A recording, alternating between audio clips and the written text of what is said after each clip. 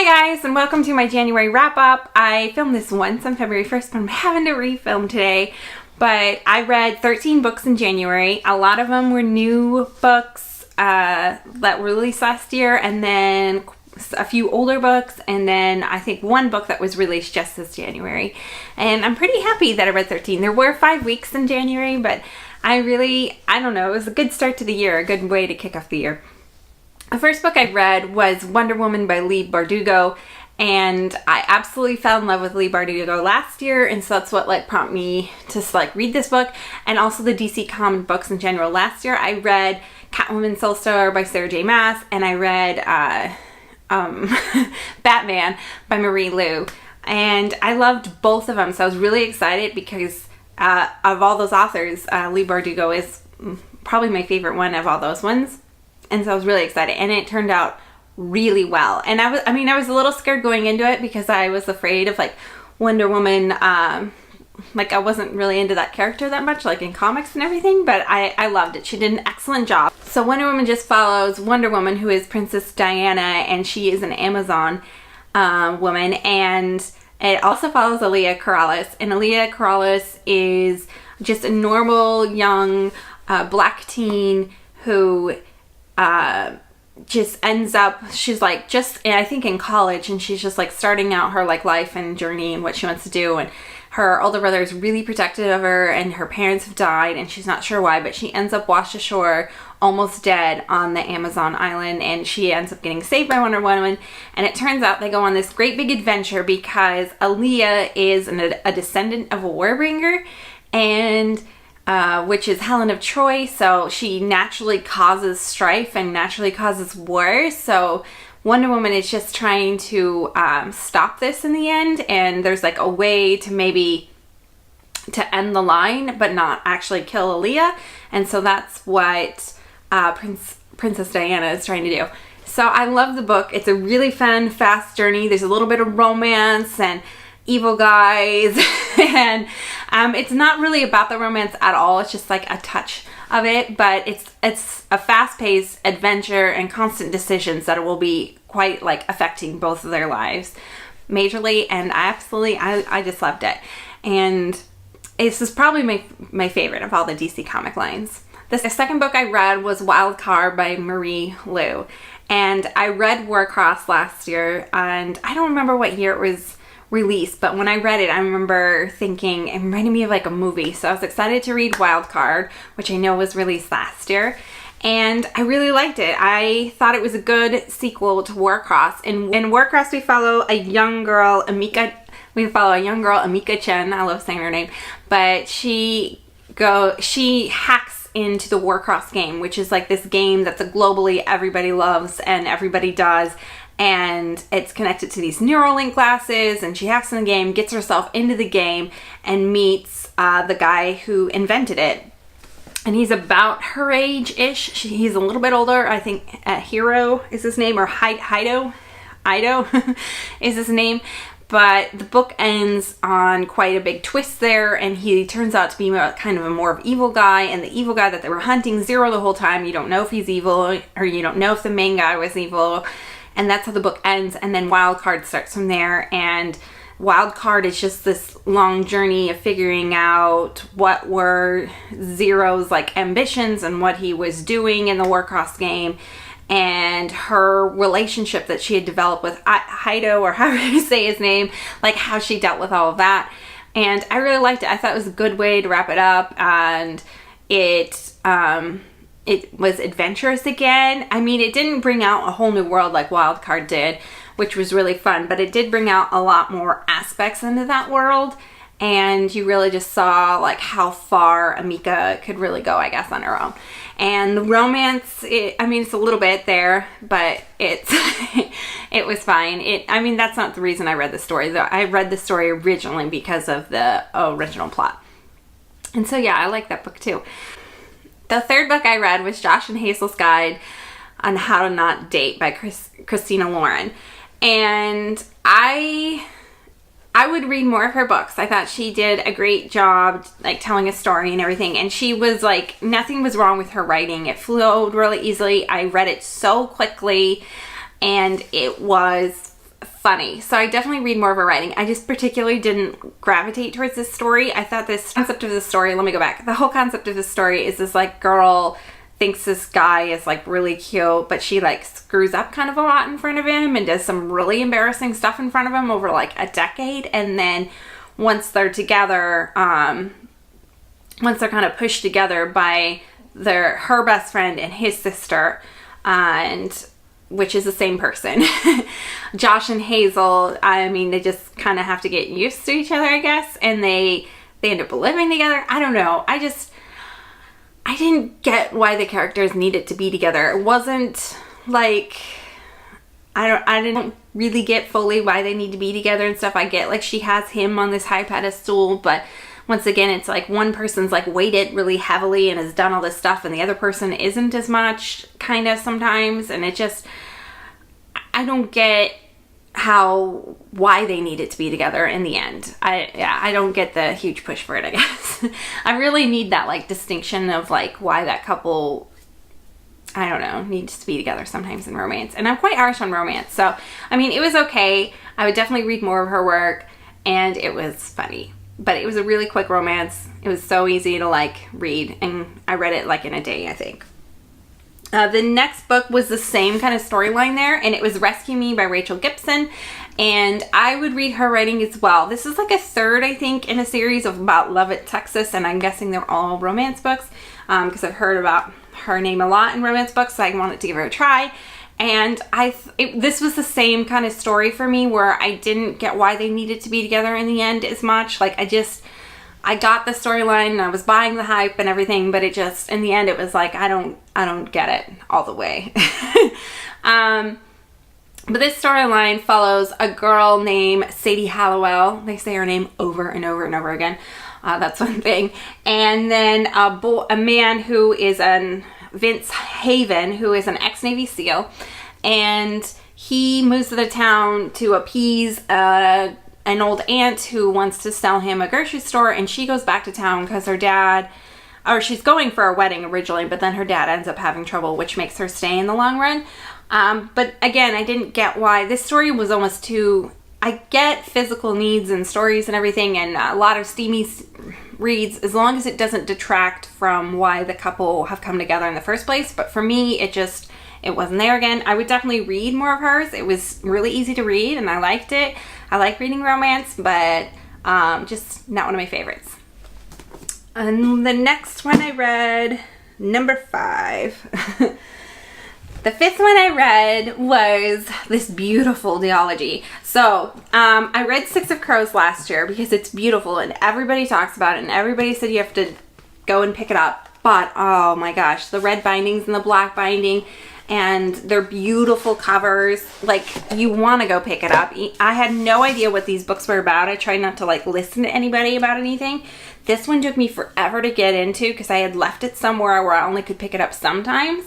And there's a huge cast of characters, but I absolutely loved it. It was phenomenally done. I love the world. I love all the people. They're like not all the same basic kind of people, I guess.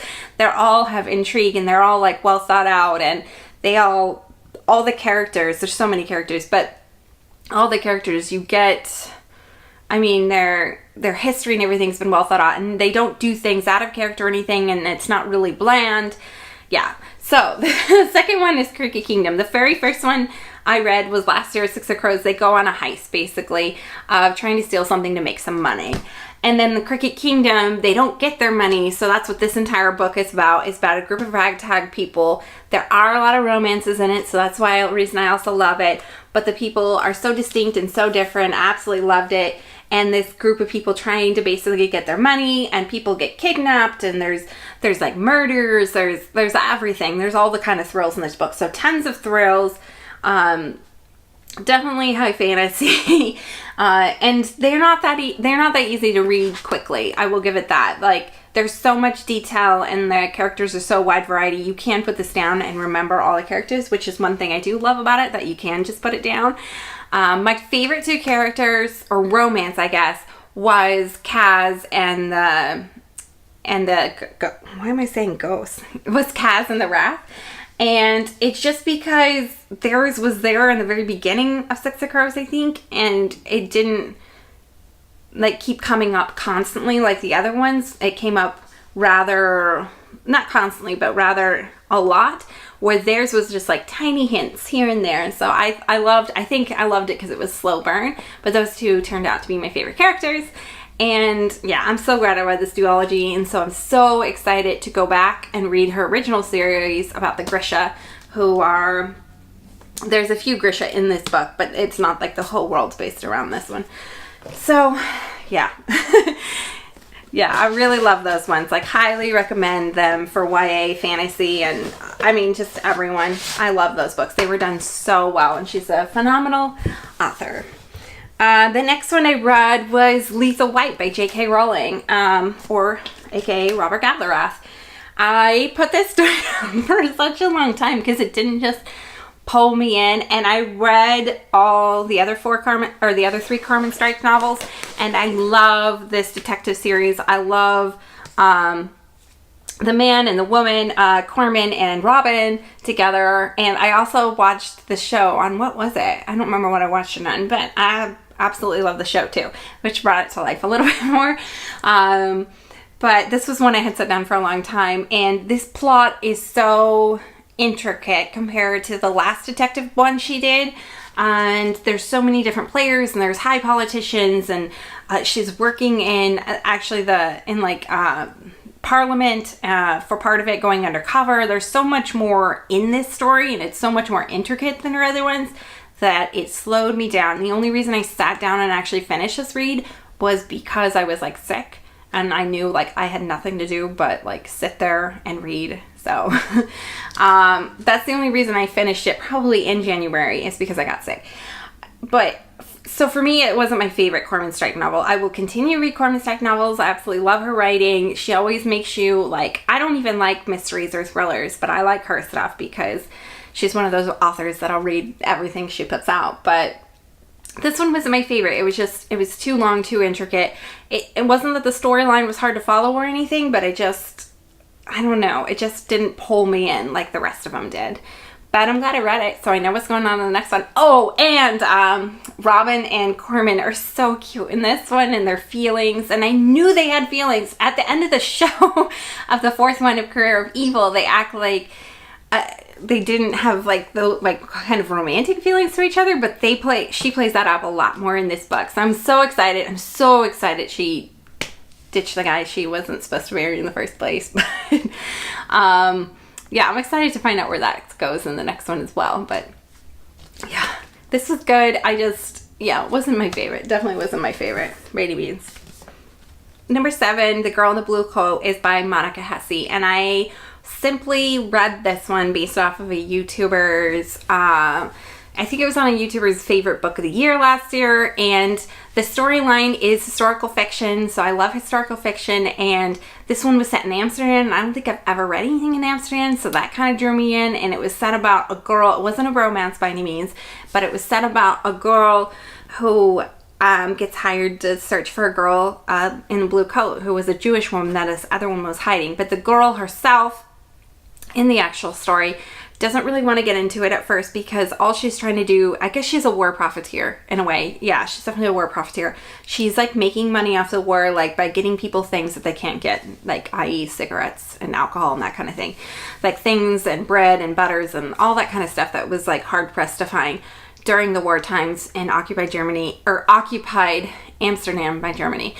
And I didn't love this book. The character was fine. The story was great. I just didn't feel like a great personal connection with it. And for me, it was not my favorite World War II retelling. It was a fine book. It was easy to read. I wanted to keep reading it to find out what happened. It's sad. And of course, all of the books end up being sad at some point. But it wasn't my favorite. I didn't have that distinct like connection with it, but I'm glad I read it. I'm on recommendation. It wasn't a bad book by any means. I liked it. The next book I read was Bookish Boyfriends, A Date with Darcy by Tiffany Schmidt. And this one I think I read because it came up on a few people's like their top romances of last year. And I know she's going to put out like a whole series of Bookish Boyfriends, and I probably will read that series just to give you a glance. I did like this book, and I think it's because I'm a huge Darcy fan. Like, I have a huge stack of just like stories about Darcy and, well, probably Elizabeth and Darcy. But in the beginning, it was a bit kiddish. Like, it was just, you could see it coming. You were like, what is going on in this story? I don't really want to read it. Some people online said they didn't know who Darcy was, but that to me means you've never seen the movie, you've never read the book.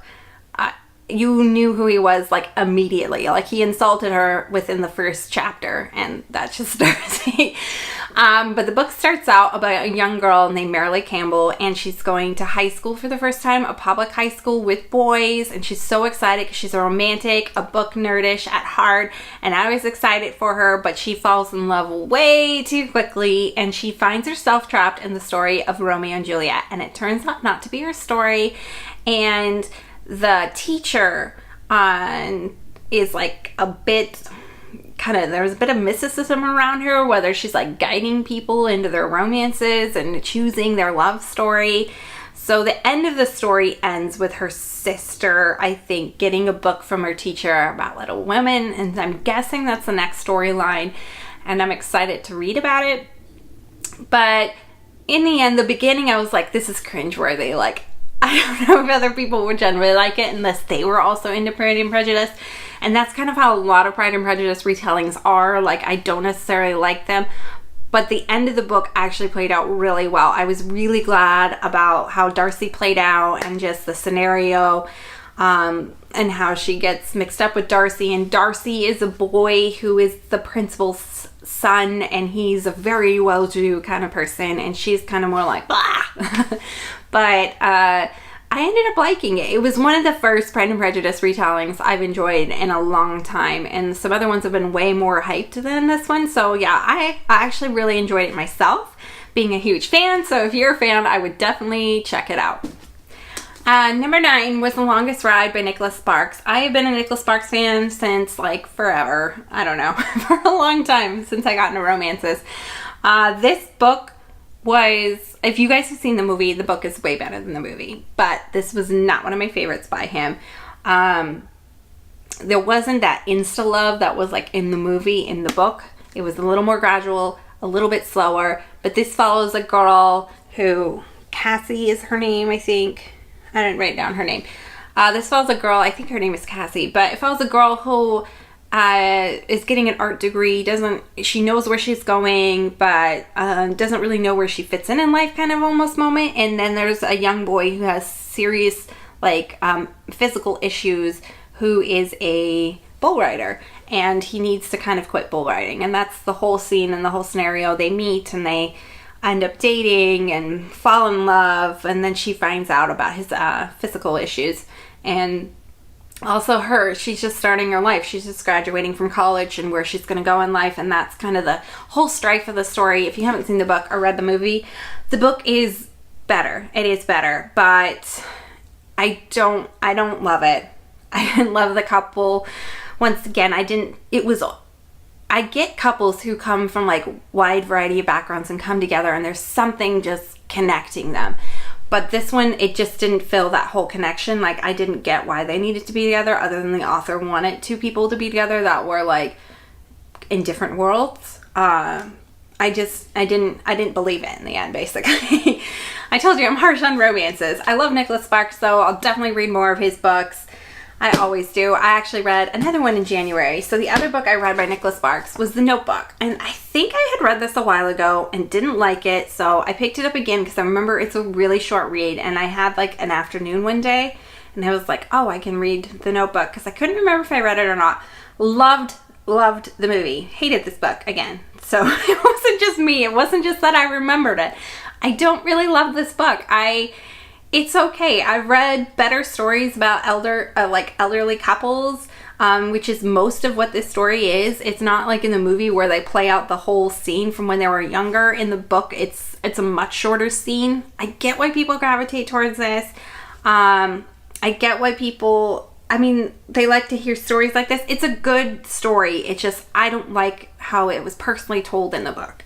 I wish it followed more lines of the movie and like told a little bit more about when they were younger, maybe. And so the book would be longer, I guess. I would want the book longer.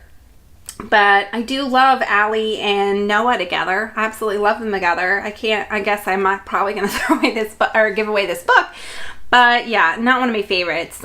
Probably actually my least favorite, besides, what else did I read by him, was The Messenger. So The Messenger and The Notebook were probably my least favorite by him. But I do have some of like my favorite books I've ever read were by him. So I do love Nicholas Sparks. I'm not trying to hate on him, but just not one of my favorites.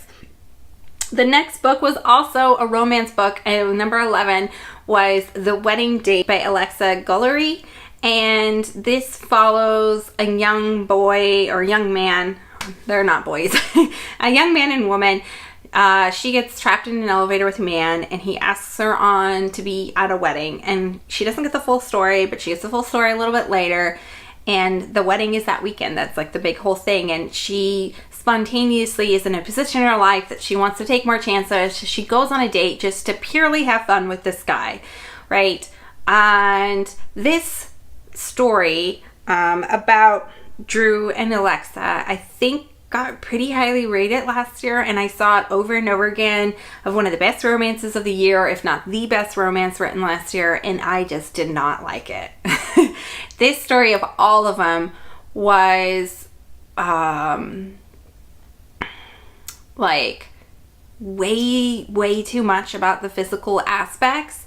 This story made more sense of why the couple was together in the end. Like, I get how they kind of fit together and how like one supports the other one a bit, but in the end it was just more, I didn't get it. It ends up being a long distance relationship, which is hard, and I understand them finding like comfort in having somebody they connect with at the time, but I didn't get it in the end. Like, this was probably my least favorite, which is surprising. And I don't know how to explain it. I'm really harsh on romances, like I said, and it was a good book. Like, it wasn't badly written. The story was fine, but I wouldn't pick it up again. And I don't know if I would pick up the author again, because I don't know. I'm not sure. It depends on what she writes next, I guess. Number 12. Which one do I want to do? I'll do number 12, and then I'll do the new release as number 13. So number 12 was The Great Alone by Kristina. And if you haven't seen like my winter TBR, I think, or February TBR came out before this, I absolutely loved this book. It is definitely the best book I read this year, and I've read some really good books this year so far, and like, it will definitely be on my top 10. I absolutely loved it. Kristin Hanna is an author who was really popular last year, and it was on a ton of people's like top reads. It was The Nightingale, so I'm so excited for that, because if The Nightingale beats this one, The Great Alone was her 2018 release, and I'm gonna be having a really good year reading, I guess. But I absolutely love the story. The Great Alone follows, it's definitely a good wintertime read too. It follows a young woman, and then partway through it interjects, and you end up hearing from the mother and the boy that's in her life. But it follows a young woman and her family, and her father is a POW Vietnam War veteran. So he was a prisoner of war. He has extreme mental issues. That was the one thing about the book that people said that I agreed with, that having extreme PTSD before they like knew what to do with PTSD and how to treat it properly and treat it right still does not change the general character. And this man, her father, ends up being a very nasty character and not a good person.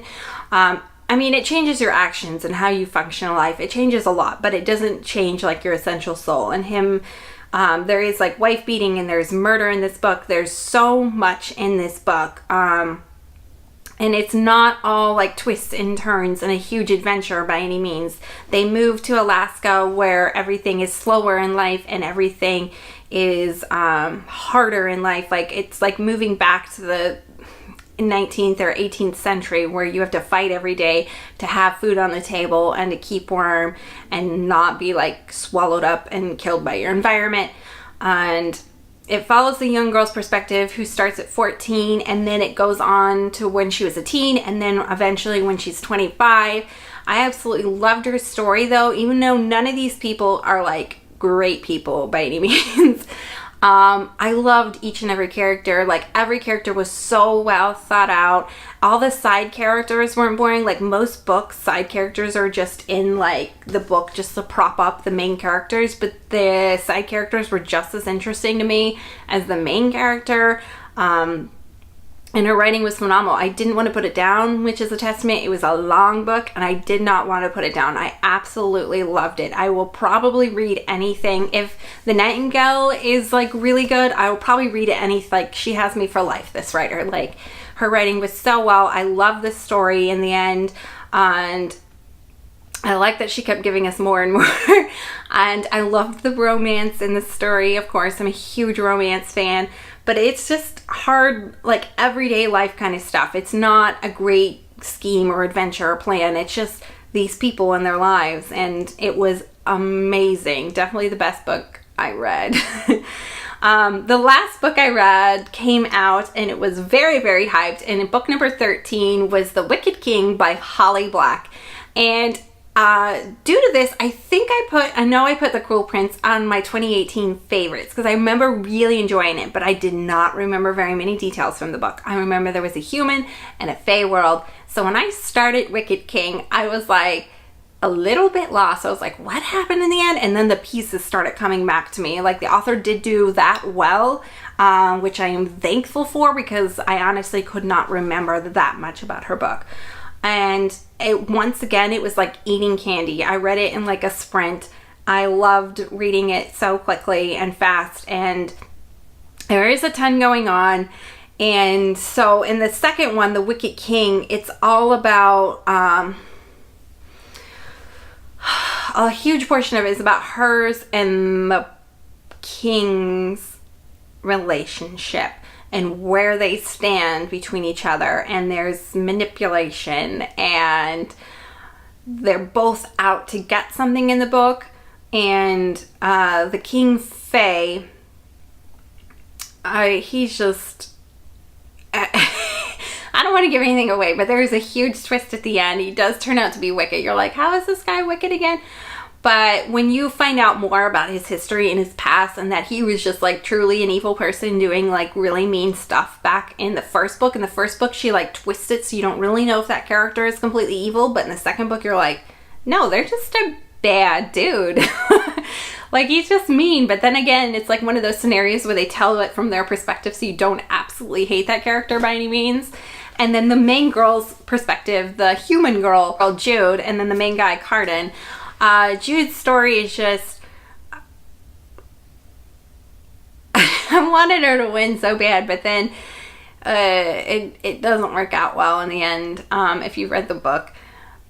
But Jude's just like trying to, I don't know, she doesn't trust anybody or has like really anybody in the Fae world, and I feel like she's kind of lost, bouncing, like taking like a promise here and a promise there, and like trying to connect something and hold something together, but the whole time it's like kind of holding your breath, like, oh no, this political plot you have is not going to work out.